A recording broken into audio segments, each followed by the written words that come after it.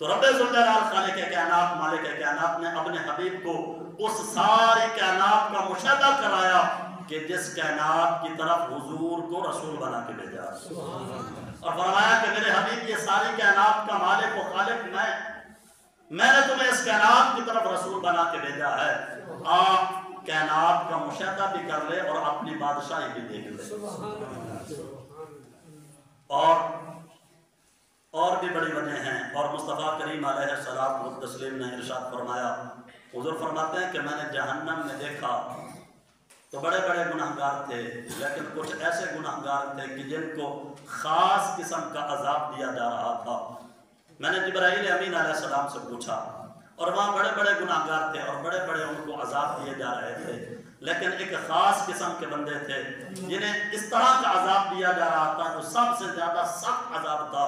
تو میں نے جبرائیل امین علیہ السلام سے پوچھا، وقت نہیں ہے کہ میں ایک ایک کر کے آپ کے سامنے بیان کروں، لیکن جس بات کی طرف میں توجہ کروانا چاہتا ہوں اور جس بات کی آج ہمیں ضرورت ہے اس بات کی طرف توجہ کروانا چاہتا ہوں۔ جناب جبرائیل امین علیہ السلام کی بارگاہ میں اللہ کے حبیب صلی اللہ علیہ وآلہ وسلم نے پوچھا، حضور نے پوچھا کہ جبرائیل بتا یہ کون لوگ ہیں کہ جن کو سب سے زیادہ سخت عذاب دیا جا رہا ہے؟ تو حضرت جبرائیل امین علیہ السلام نے عرض کی، آقا یہ وہ بدبخت ہیں جو اپنے ماں باپ کو ستایا کرتے تھے، جو اپنے ماں باپ کے اوپر ظلم کیا کرتے تھے، یہ وہ بدبخت ہیں کہ جن کو اللہ اس قدر سخت عذاب دے رہا ہے۔ یاد رکھیں یہ نعمتیں اللہ نے جو ہمیں دی ہیں نا، دنیا میں یہ جو نعمت دی ہے اس کی قدر کر لیں، جیتے جی اس کی قدر کر لیں۔ اللہ تبارک و تعالیٰ کے پیارے حبیب صلی اللہ علیہ وآلہ وسلم نے ارشاد فرمایا کہ تمہارے ماں باپ تمہارے لیے جنت بھی ہیں جہنم بھی ہیں۔ عرض کیا آقا وہ کیسے؟ فرمایا کہ اگر ان کو راضی کر لیا تو رب ان کے راضی ہونے کے صدقے تمہیں جنت عطا فرمائے، اور اگر تم نے ان کو ناراض کر لیا تو تمہارے لیے جہنم ہے۔ اللہ تمہارے عمل نہیں دیکھے گا، تمہاری عبادت نہیں دیکھے گا، تمہاری زندگی نہیں دیکھے گا، تمہارے لوگوں کے ساتھ چال چلن کو نہیں دیکھے گا۔ رب سب سے پہلے یہ دیکھے گا کہ اس کے اپنے ماں باپ کے ساتھ تعلقات کیسے تھے۔ ساری زندگی ہم کہتے ہیں جی باپ نے کیا کیا، باپ کیا کرتا ہے؟ ساری زندگی تیری خدمت کرتا رہتا ہے، تیری اولاد کی خدمت کرتا ہے، یہاں تک کہ اسے تو اپنا جو ہے وہ سکھ نصیب بھی نہیں ہوتا، موت آ جاتی ہے۔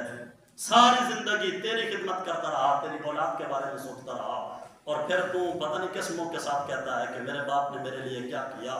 کبھی بیٹھ اور توجہ کر کہ تیرے باپ نے تیرے لیے کیا کیا۔ جو کچھ بھی کرتا ہے وہ سب کا سب تیرے لیے کرتا ہے اور تیری اولاد کے لیے کرتا ہے۔